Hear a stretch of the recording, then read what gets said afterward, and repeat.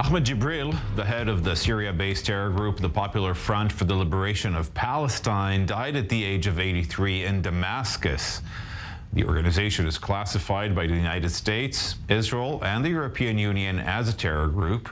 Attacks by Jibril's group led to the deaths of dozens of Israelis over the years. Among the group's attacks on Israeli soldiers and civilians were 1970s bombings of Swiss Air Flight 330 that killed 47 people, a 1970 attack on an Israeli school bus that killed 12, most of them children, 1974 Kiryat Shmona massacre of 16 people, and the 1987's night of gliders, in which members of the group flew into an Israeli base and killed 6 soldiers. We now want to turn to Professor Eyal Zisser. He's a Middle East expert and, of course, the Vice Rector at Tel Aviv University. Thank you very much for being with us, Professor Zisser. First and foremost, has Jibril been active in the last few years?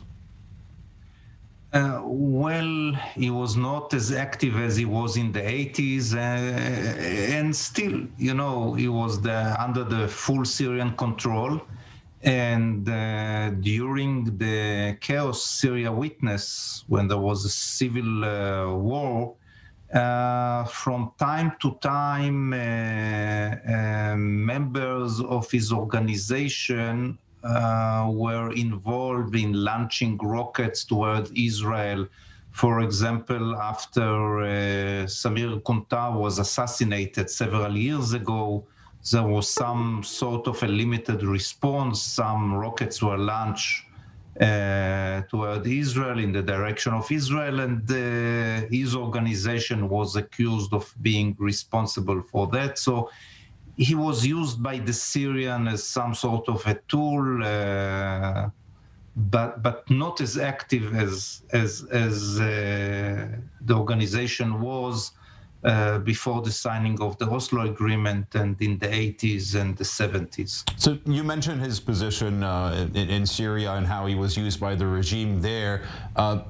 Talk to us about the place that this organization nowadays takes in Palestinian society. Well, as you mentioned rightly, I mean, this is the Syrian practice from the early beginning.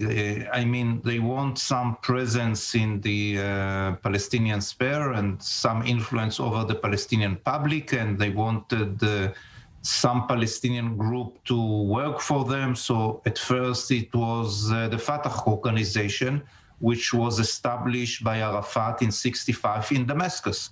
Then Arafat wanted to become more independent, so they moved to other organizations like this organization. Now, being far away from the territories, being so affiliated with the Syrian regime, it lost any contact to the realities in Judea, Samaria, in the West Bank, and Gaza, and has no real support within the Palestinian society in the territories. Nevertheless, there are 500,000 Palestinians living in Syria, the same number in Lebanon, and among them, almost 1 million Palestinians in Syria and Lebanon. He was active with the blessing of the Syrian regime.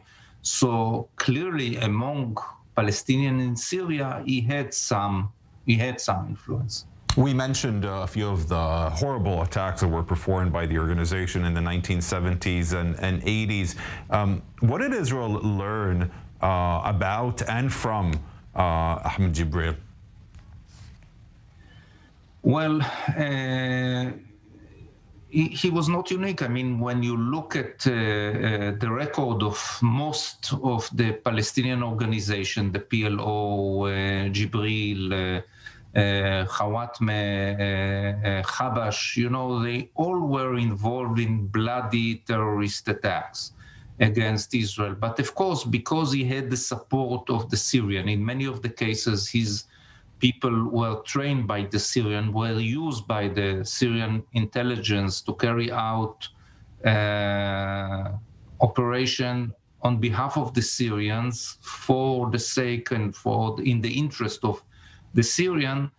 He was more active, and he was more trained than some other organization. But as far as the bloody record is concerned, well, he was no exception. As if we compare this organization to the other organizations, and of course we have to remember the Jibril deal.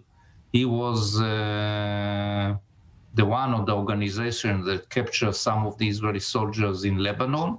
And clearly, because he had Syrian support, he could do it. He could move them into Syrian territories and eventually to force Israel to sign the deal, releasing 1,150 Palestinian terrorists Israeli jail, and the rest is history, because all other follow. Very known deal, of course. Yeah, and all that followed that precedent. Yeah. Can we talk about who's replacing him? Is there a person that you can name?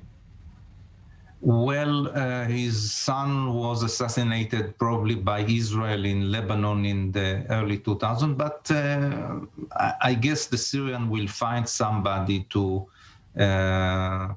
replace him, and once again to continue operating this organization on Syrian behalf and